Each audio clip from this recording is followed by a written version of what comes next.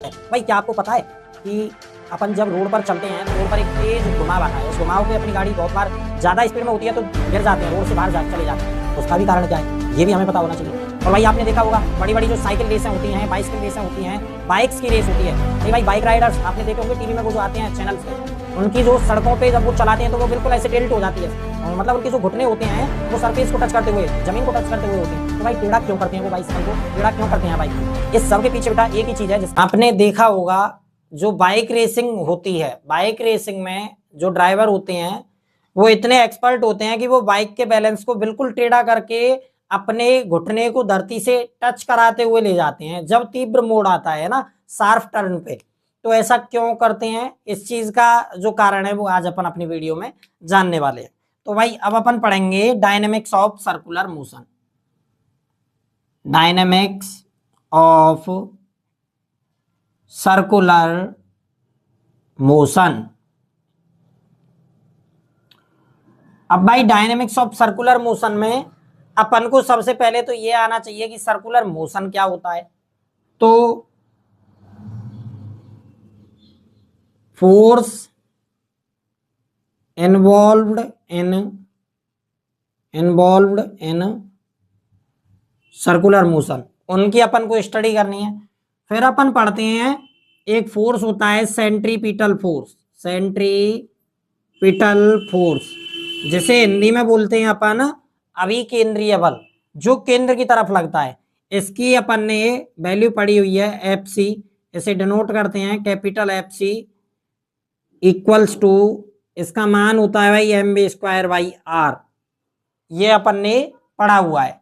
अच्छा, अपन ने एक जगह पे ये भी पढ़ा है कि बी बराबर होता है आर ओमेगा, तो यहां से अब एफ सी निकालेंगे तो आएगा भाई m r square omega square upon r, तो आर से आर कैंसिल आउट, तो एम आर ओमेगा स्क्वायर, ये भी होता है भाई सेंट्रीपिटल फोर्स का मान। अच्छा, अब अपन सेंट्रीपिटल फोर्स होता क्या है, सेंट्रीपिटल फोर्स किसे कहेंगे और इसका काम क्या है ये जानेंगे, लेकिन जानने से पहले एक बार इसे करें नोट।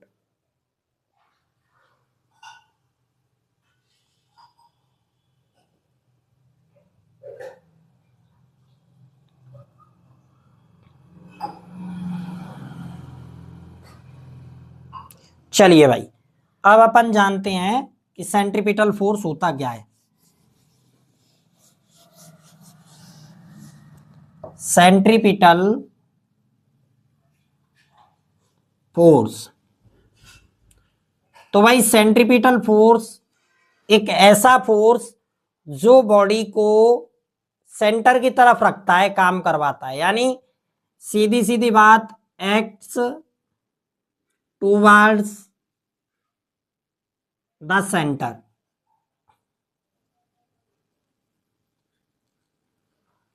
और कीप बॉडी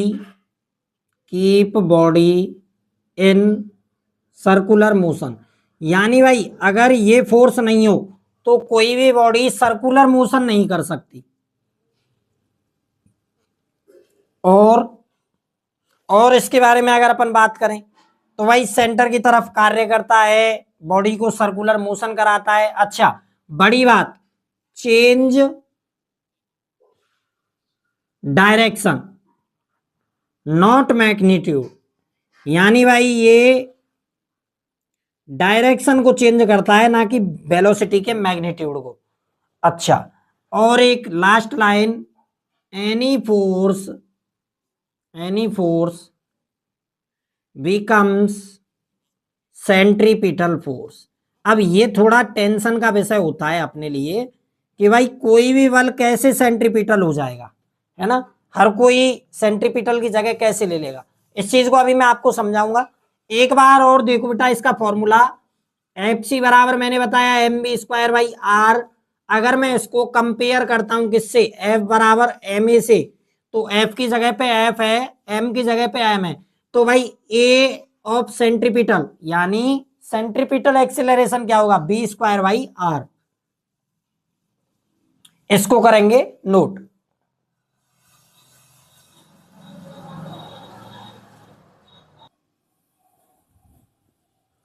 अब पढ़ते हैं भाई इस लाइन के बारे में जो मैंने लिखी और आपको बोला कि इस चीज को अपन अभी समझेंगे। तो लाइन है any force becomes centripetal force, यानी कोई भी बल सेंट्रीपिटल की जगह कार्य कर सकता है। तो भाई कैसे? तो अब अपन पढ़ते हैं एग्जाम्पल्स। एग्जाम्पल्स में आपने देखा होगा भाई कि अपनी अर्थ जो है, अर्थ, इसके चारों तरफ कौन चक्कर लगाता है भाई? मून। कौन लगाता है? मून। यानी चंद्रमा जो है वो अपनी पृथ्वी के चक्कर लगाता है, ये आपने बहुत अच्छे से पढ़ा हुआ है। अब भाई ये जब पृथ्वी के चक्कर लगा रहा है और पृथ्वी और चंद्रमा दोनों को एक जो डिस्टेंस मिल रहा है वो किसकी वजह से मिलता है भाई? एफ जी, यानी जो ग्रेविटेशनल फोर्स है उसकी वजह से ये मून अर्थ के चारों तरफ घूम पाता है ना। ये चीज अपन को बहुत अच्छे से पता है कि गुरुत्वाकर्षण बल की वजह से चंद्रमा पृथ्वी के चारों तरफ चक्कर लगाता है ना। मून जो है वो अर्थ के चारों तरफ घूम पा रहा है, किसकी वजह से? ग्रेविटेशनल फोर्स की वजह से। तो यहां पे भाई जो सेंट्रीपिटल फोर्स का काम कर रहा है वो कौन कर रहा है? ग्रेविटेशनल, यानी F G becomes F C, यानी जो गुरुत्वाकर्षण बल है वही सेंट्रीपिटल फोर्स की तरह काम कर रहा है। भाई सेंटर कौन है? अर्थ। मून को घुमा रहा है चारों तरफ, इसका मतलब F G is the centripetal force. Second example देखो भाई, ये न्यूक्लियस है। न्यूक्लियस के चारों तरफ भाई कौन चक्कर लगाता है? इलेक्ट्रॉन। अपन ने पढ़ा है बहुत अच्छे से।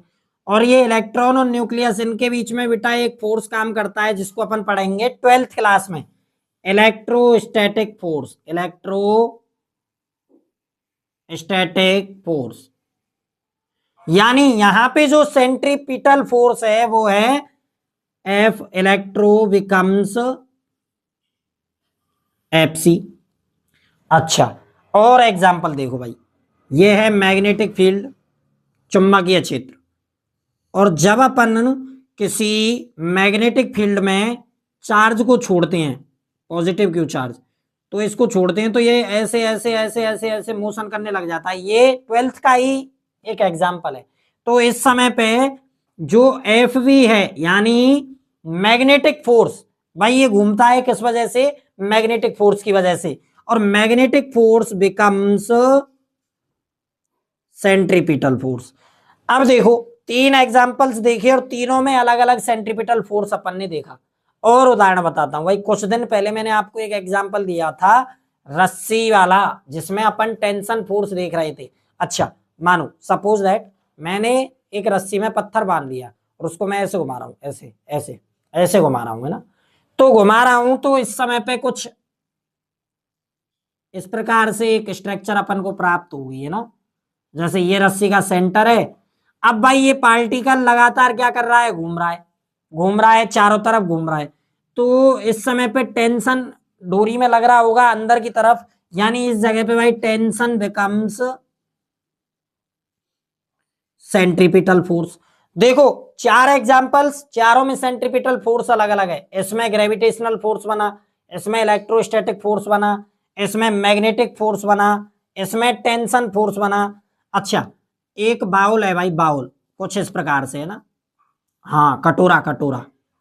अब इसमें मैंने एक पार्टिकल ये रख रखा। अब ये यदि घूम रहा है ऐसे, ये ऊपर भी जा रहा है, ऊपर भी जा रहा है, यानी इधर आएगा तो ऐसे, इस समय पे भाई नॉर्मल इधर लगेगा, अगर इधर आएगा तो भी नॉर्मल इधर लगेगा, और इस केस में भी नॉर्मल इधर लगेगा। यानी भाई तीनों ही केस में नॉर्मल क्या है? सेंटर की तरफ लग रहा है और इस बॉडी को मोशन दिला रहा है। तो इस जगह पे नॉर्मल बिकम्स सेंट्रीपिटल फोर्स। तो ये 5 एग्जांपल्स एक बार नोट करेंगे, उसके बाद अपन फ्रिक्शन के बारे में जानेंगे।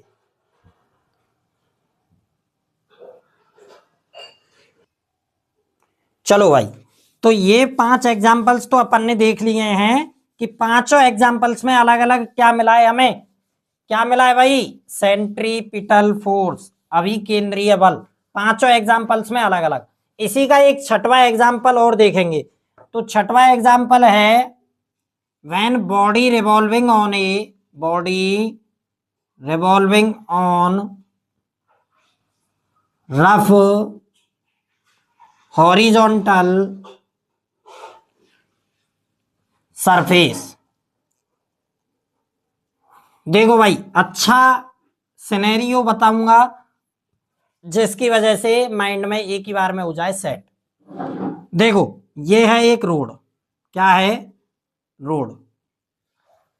इस रोड पे ये जो टर्न है भाई, अब एक गाड़ी आ रही है, एक गाड़ी आ रही है, ये देखो, ये है गाड़ी। अच्छा सिनेरियो बताऊंगा, बार बार एक ही बात बोल रहा हूं जिससे कि भाई अच्छे से समझ आ जाए, है ना। ये गाड़ी आ रही है अपनी तरफ, अपनी तरफ आ रही है। तो भाई इस समय पे अगर मैं गाड़ी की बात करूं और गाड़ी आ रही है बहुत तेजी से, बहुत तेजी से आएगी, तो इस रूट पे क्या होगा, जैसे ही ड्राइवर टर्न मारेगा, टर्न मारते ही गाड़ी बाहर जाने की प्रयास करेगी। क्यों भाई? न्यूटन गति का पहला नियम क्या कहता है? वस्तु तब तक अपनी अवस्था में बदलाव नहीं ला सकती जब तक उस पर कोई बाह्य बल ना लगे। लेकिन दूसरा नियम क्या कहता है? संवेग में परिवर्तन। और तीसरा नियम क्या है? क्रिया के बदले प्रतिक्रिया। अब भाई तीनों के अकॉर्डिंग इस ऑब्जेक्ट पे एक फोर्स काम करेगा, यह अपनी अवस्था में उसी अवस्था में रहना चाहेगी, तो भाई ये बाहर निकलने का प्रयास करेगी रोड से, लेकिन इसको अंदर की तरफ रोकने का प्रयास कौन करेगा भाई? कोई फोर्स जो इसको अंदर की तरफ रोकेगा। और इस समय पे भाई कौन सा फोर्स काम करता है? मैंने आप सबको बताया, फ्रिक्शन। क्योंकि फ्रिक्शन बॉडी की मोशन में भी सपोर्ट भी करता है और अपोज भी करता है। अब भाई जब ये बॉडी तेजी से घूमने वाली थी, ये कार तेजी से घूम रही थी, तो ये गाड़ी बाहर निकल जाती अगर फ्रिक्शन नहीं होता। यानी फ्रिक्शन ने इसको बचा लिया है फिसलने से।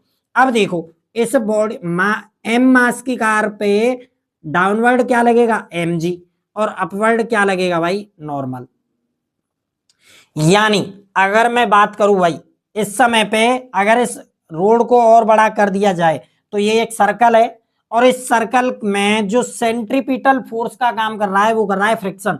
यानी friction acts as centripetal force, friction acts as centripetal force. अब यानी जो फ्रिक्शन है उसने बराबरी कर ली है भाई किसकी? सेंट्रीपिटल फोर्स की। तभी तो ये गाड़ी फिसलने से रुक गई, अन्यथा रोड से बाहर चली जाती। अब फ्रिक्शन का फॉर्मूला अपन को याद है, mu into N. F C भी अपन को याद है, m B square by r. यहां से भाई नॉर्मल को लिख सकते हैं एम जी, क्योंकि नॉर्मल बैलेंस कर रहा है एम जी को। और दूसरी साइड में m B square by r, m ने एम कैंसिल आउट किया, तो बी स्क्वायर बराबर आएगा भाई म्यू इंटू आर जी। और अगर यहां से बी निकालता हूं तो बी आएगा भाई स्क्वायर रूट के अंदर म्यू आर जी। भाई ये क्या, ये कौन सी वेलोसिटी है? इसे बोलते हैं सेफ वेलोसिटी ऑफ टर्न। यानी इस वेलोसिटी के साथ अगर ऑब्जेक्ट इस रोड पे चलता है तो भाई ये सेफ रहेगा, आसानी से घूम जाएगा। लेकिन अगर ये वेलोसिटी ऐसे है तो ठीक, लेकिन अगर इससे थोड़ी भी बड़ी, यानी अगर इस वेलोसिटी से थोड़ा सा भी अपवर्ड हुआ सीन, तो इसका मतलब क्या होगा? पार्टिकल या बॉडी या कार रोड से बाहर चली जाएगी, यानी पलटने की संभावना बढ़ जाएगी। यानी इसको अपन बोल सकते हैं सेफ वेलोसिटी ऑफ टर्न। इसको एक बार नोट करेंगे। चलिए भाई, तो अब अपन जानते हैं, आपको मैंने वीडियो शुरू करने से पहले भी यह बात बोली थी कि आपने देखा होगा जो बाइक वाले होते हैं रेसर्स, उनकी जो बाइक होती है वो जब टर्न लेते हैं किसी भी टर्न पे, तो उनके जो घुटने होते हैं वो सरफेस को टच कर जाते हैं, इतना वो अपनी बाइक को बेंड कर देते हैं। मैं बताता हूं एक बार ये कैसे होता है। देखो, अपना टॉपिक है bending of A cyclist. Upon cycle की बात कर लेते हैं। Bending of A cyclist. अब सपोज दैट ये वही एक रोड है भाई, है ना, शार्प रोड, थोड़ा सकरा हो गया है, कोई दिक्कत नहीं है, आप इसको एडजस्ट कर लेना भाई। ये एक क्या हो गई, बाइसिकल, क्या हो गई, बाइसिकल यानी साइकिल। अब एक बात बताओ, ये साइकिल इस सरफेस पे जैसे ही घूम रही है तो आप लोगों ने देखा होगा बहुत लोग ऐसे ऐसे टेढ़ा कर लेते हैं और उनके जो घुटने होते हैं वो धरती को टच करने लगते हैं, इतना ज्यादा टेढ़ा कर लेते हैं। जो रेसर्स बाइक होती है, जो बाइक रेसिंग होती है अपनी, आपने देखा होगा बाइक रेसिंग कहाँ पे, जो टीवियों में आती है, शोज जिनको अपन शो बोलते हैं, उनमें आपने ये चीज नोटिस करी होगी भाई कि वो जो रेसर्स होते हैं वो इतना टेढ़ा कर लेते हैं, कभी कभी तो चिंगारी तक उत्पन्न हो जाती है, उनके घुटने पे कवर लगा हुआ होता है जो जैसे ही धरती से रगड़ मारता है तो चिंगारी उत्पन्न होती है। तो भाई ये टेढ़ा क्यों किया, चलो मैं आपको बताता हूं। सपोज दैट कि इन्होंने ये हॉरिजॉन्टल से या अपने वर्टिकल से कितने एंगल पे बेंड किया, थीटा एंगल पे। कितना बेंड किया, थीटा एंगल पे। अब भाई अपन सब जानते हैं जब सरफेस ऐसे टच हो रहा है तो इसका जो नॉर्मल रिएक्शन होगा यानी रिएक्शन फोर्स, कौन सा, reaction force, reaction force R इधर की तरफ ही होगा। जब रिएक्शन इधर है तो ये क्या है भाई, ये क्या होगा, क्या होगा, क्या होगा, देखो जब आर रिएक्शन फोर्स किसी थीटा पे झुका हुआ है तो भाई अपन बहुत अच्छे से जानते हैं क्या, कि ये वाला जो फील है ये होगा आर का कॉस थीटा, और अगर ये वाला देखा जाए तो ये होगा आर का साइन थीटा, और अगर नीचे की तरफ देखा जाए तो क्या लगेगा भाई, एम जी। अरे अरे अरे बहुत अच्छी बात निकल के आ गई भाई यहां से। तो अगर मैं वर्टिकल इक्विलिब्रियम की बात करूं, देखो अगर मैं पहले, सबसे पहले तो अपन ये देखते हैं कि गाड़ी बाहर नहीं चली जाए, तो इस समय पे फ्रिक्शन की जगह पे कौन काम कर रहा है भाई, फ्रिक्शन की जगह पे आर साइन थीटा, कौन काम कर रहा है, आर साइन थीटा। भाई गाड़ी यदि इधर बाहर जाने वाली है तो इसको अंदर लाने का काम कौन कर रहा है, R sine theta. Equation number first. Second equation, अब वर्टिकल इक्विलिब्रियम देखते हैं, तो वर्टिकल इक्विलिब्रियम में जो एम जी है वो किसके बराबर होगा भाई, आर कॉस थीटा के। Second equation. अब रिएक्शन फोर्स तो टूट गया दो पार्ट में, तो इसका तो कोई मतलब है ही नहीं। इसका एक बार एफबीडी में आपको जनरल एफबीडी बना देता हूं। ये देखो इधर है आर का साइन थीटा, ऊपर है आर का कोस थीटा, और नीचे है एम जी। बहुत बार पूछा जाता है रिएक्शन फोर्स में कौन कौन होंगे, तो भाई फ्रिक्शन और नॉर्मल दोनों ही रिएक्शन फोर्स हैं। ठीक है, अब मैं दूसरे से भाग कर रहा हूं, यानी डिवाइडिंग इक्वेशन 1 वाया इक्वेशन 2। अब मैंने पहली इक्वेशन में डिवाइड किया F by m ji equals to R sine theta upon में आर कॉस थीटा। भाई आर ने आर कैंसिल आउट किया तो F by m g is equals to tan theta. किसके बराबर आया भाई, टेन थीटा। अब अपन फ्रिक्शन को क्या लिख सकते हैं भाई, mu into M G upon में M ji equals to tan theta. M G से एम जी कैंसिल आउट तो tan theta equals to mu, और theta equals to tan inverse mu. ये क्या निकल के आया है भाई, टेन इनवर्स म्यू। ये क्या निकल के आया है, एंगल ऑफ फ्रिक्शन। क्या निकल के आया है, एंगल ऑफ फ्रिक्शन। एक बार इसे भी नोट करेंगे। अब भाई एक बात बताओ मुझे, जो फ्रिक्शन है वही तो सेंट्रीपिटल फोर्स का काम कर रहा है, यानी अगर मैं फ्रिक्शन को हटा के यहां पे कर देता हूं एफ सेंट्रीपिटल, अगर मैं फ्रिक्शन को हटा के कर देता हूं एफ सेंट्रीपिटल, अगर मैं एफ सेंट्रीपिटल की वैल्यू रख देता हूं, क्या होती है भाई, M B square by r. तो एम से एम कैंसिल आउट, चलो यहां से आगे अपन सॉल्व कर लेते हैं इसको एक बार। देखो एम से एम कैंसिल आउट तो बचा v square by R G equals to tan theta, और यहां से भाई बी अगर निकालना चाहूं तो आएगा r g tan theta square root के अंदर। ये भी भाई सेफ वेलोसिटी है, ये भी सेफ वेलोसिटी है, और ये पहली वाली सेफ वेलोसिटी से ज्यादा होती है, इसीलिए गाड़ी को क्या करते हैं, बेंड करते हैं। मैंने दोनों चीज बता दी आपको, एंगल भी निकालना बता दिया और मैंने आपको क्या निकाला है भाई, सेफ वेलोसिटी। तो अगेन ये भी एक सेफ वेलोसिटी है जब कोई टिल्ट करके अपनी गाड़ी को चलाए। Note it.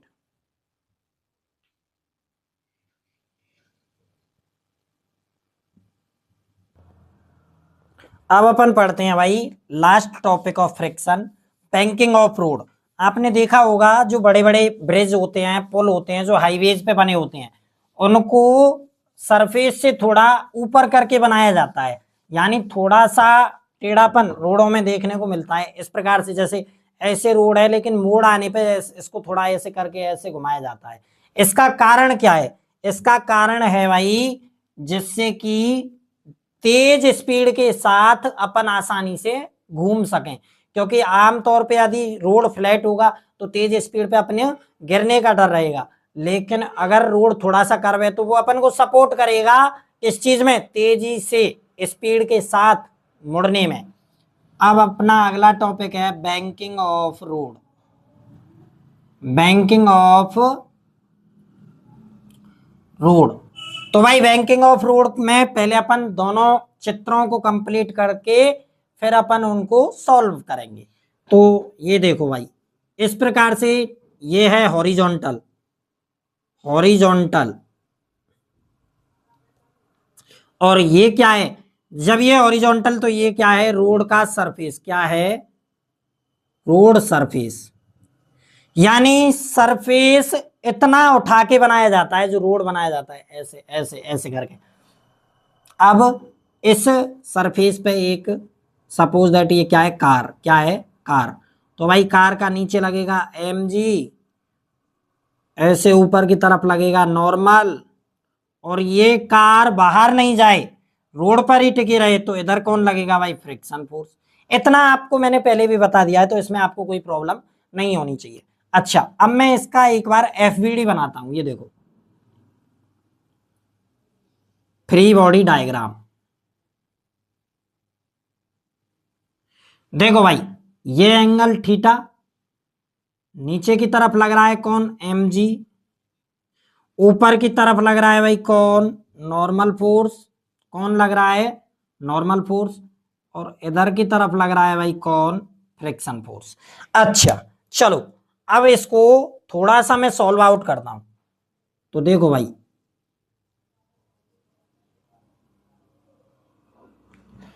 अगर मैं बात करूं तो ये एंगल क्या होगा भाई, जेड की आकृति में बने कोण एकांतर कोण कहलाते हैं, तो भाई ये एंगल भी क्या होगा, थीटा। दोनों, ये थीटा तो ये थीटा। अच्छा, और ये थीटा तो ये वाला भी थीटा। क्यों, क्योंकि ये थीटा तो ये 90 माइनस थीटा, और ये 90 माइनस थीटा तो ये थीटा। आप सॉल्व करके देख सकते हो, ये बात मैंने बहुत बार बता रखी है। अब भाई यदि मैं बात करूं एफ थीटा पे झुका हुआ है, तो इधर की तरफ एफ का कौन आएगा, कॉस थीटा, कौन आएगा, कॉस थीटा, और दूसरी तरफ कौन आएगा, एफ का साइन थीटा। वहीं अगर मैं बात करूं नॉर्मल की, तो नॉर्मल का ऊपर की तरफ कौन आएगा, एन कोस थीटा, और वहीं एफ कोस थीटा के साथ में नॉर्मल का कौन आएगा, एन साइन थीटा। ये चित्र आपको बहुत अच्छे से समझ आ गया होगा। तो भाई अब यदि मुझसे पूछा जाए vertical equilibrium, vertical equilibrium, vertical equilibrium में यदि देखा जाए भाई, तो एन कोस थीटा बराबर है F sign theta plus m g के, है कि नहीं है, देखो एन कोस थीटा ये बराबर है एफ साइन थीटा और एम जी के, है ना। और अगर हॉरिजॉन्टल इक्विलिब्रियम की बात करी जाए, हॉरिजॉन्टल इक्विलिब्रियम में अगर अपन देखें, तो हॉरिजॉन्टल इक्विलिब्रियम में ये गाड़ी सरफेस से अंदर की तरफ जा रही है, यानी जो एफ कॉस थीटा और एन साइन थीटा है, ये कौन से फोर्स का काम कर रहे हैं। अगर ये गाड़ी इधर चल रही है तो किसकी वजह से चलेगी भाई, सेंट्रीपिटल फोर्स की वजह से, यानी एफ सेंट्रीपिटल जो है वो बराबर होगा F cos theta plus N sign theta के। इसको अच्छे से कैसे लिखेंगे, तो m B square by r बराबर होगा भाई F cos theta plus N sign theta के। अच्छा, इसको मान लेते हैं इक्वेशन नंबर 2। तो पहली कौन सी है भाई, इसको और अच्छे से सॉल्व करता हूं मैं। तो कैसे होगी, m ji equals to N cos theta minus F sine theta. इसको मान लेते हैं इक्वेशन नंबर 1। ये है भाई इक्वेशन नंबर 1 और ये है इक्वेशन नंबर 2। इसको एक बार करेंगे नोट। चलिए भाई, तो अब इन चित्रों का कोई काम नहीं है, क्योंकि मुझे जो चीज चाहिए थी वो मैं निकाल के ले आया हूं। और अभी मैं इन दोनों इक्वेशंस को, पहली इक्वेशन और दूसरी दोनों को ऊपर लिख रहा हूं ना एक बार। तो अपना जो निकल के आया है भाई, M ji equals to N cos theta minus F sine theta. और दूसरा आया है भाई M B square by R equals to N sign theta plus F cos theta. बिल्कुल, F cos theta plus N sign theta. Equation number 1, equation number 2। अब भाई इसको पूरे को मैं इरेज कर रहा हूं नीचे से। अब देखो, अब एक बार इसको फील करेंगे और समझेंगे, है ना। देखो, अब मैं कुछ भी नहीं कर रहा हूं भाई, इक्वेशन 2 में 1 से डिवाइड कर रहा हूं, यानी डिवाइडिंग इक्वेशन 2 वाया इक्वेशन 1। यानी m B square by r तो है ही, इसमें अपॉन में कौन आ जाएगा, m ji equals to N sign theta plus F cos theta divide by N cos theta minus F sine theta. ये हो गया। एम ने एम कैंसिल आउट कर दिया, तो इधर बच रहा है भाई B square by R G equals to N sign theta plus F cos theta upon में N cos theta minus F sine theta. अब भाई यहां से आगे मैं पूरे के पूरे इक्वेशन में, यानी मल्टीप्लाई